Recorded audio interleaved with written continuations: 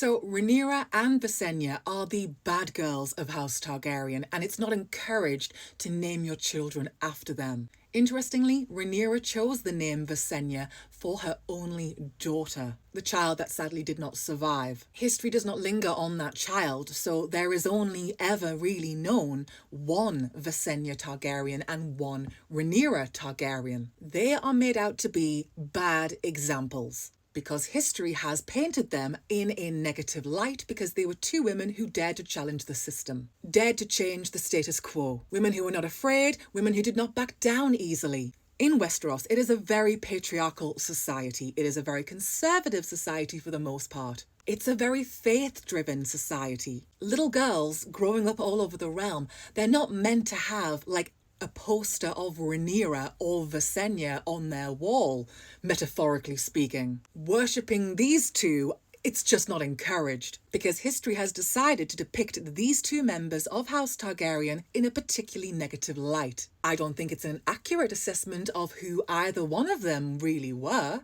but the histories, they are written by conservative-leaning men. These two, they are the nightmare come true. Someone like Rhaenyra or Visenya, people who are outspoken. They had a desire to fight for what they believed in. They wouldn't be pushed around.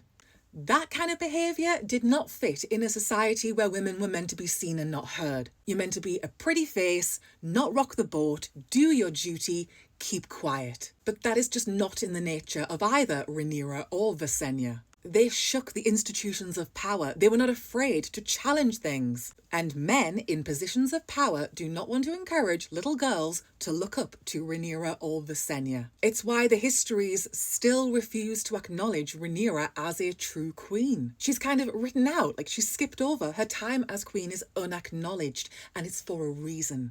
And that filters down to, well, you're not really meant to say too many nice things about either Visenya or Rhaenyra, and you're not encouraged to name your children after them. There would be a lot of pearl clutching if you did.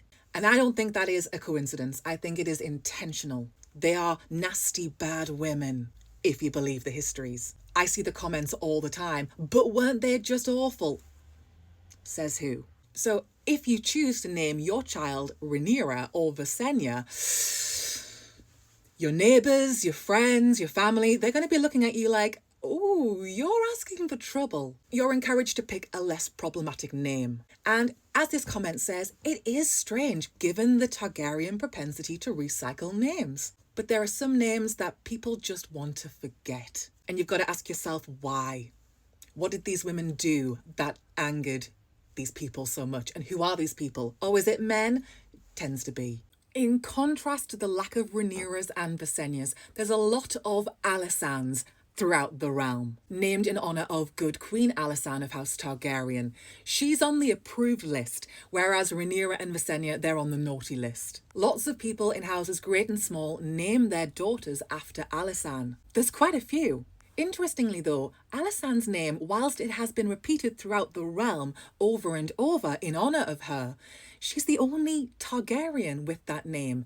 Her descendants have not used that name in her honour as well, which is strange. Like, you'd think there'd be a few more Alysanne Targaryens coming along down the line. If history remembered you favourably, like Queen Alysanne, if you didn't rock the boat too much, you were on the approved name list. But if you did rock the boat and some people did not like that, and so they are recording you in a certain way, like Rhaenyra, like Visenya, you're on the unapproved list. People will be suspicious of you. People will be looking at you funny. People will be questioning you. You would bring attention and the spotlight to yourself unnecessarily, because people will be saying, well, what is it about these two that you like enough to name your child after them? And the conventional thought in Westeros, and the way that the histories record Rhaenyra and Visenya, it's that they're not to be remembered, not in a favourable light. And so it's all the more poignant that Rhaenyra did choose, out of all the names, she chose Visenya as the name for her only daughter.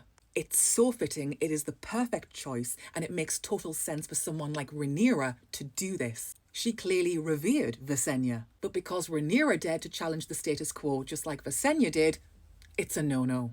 And so both of these names, they're kind of shunned. Because if you say you like their names, it's tantamount to saying you approve of their actions and their behaviour. And the general thought in Westeros is we don't approve of what they try to do. Visenya's role is diminished and Rhaenyra's reign is left out of the histories deliberately, skipped over. This was a really good comment, and it gets you thinking about the impact, about imagery and symbolism and what people can represent and how that is tied into history and how the histories are recorded. I love this kind of shit.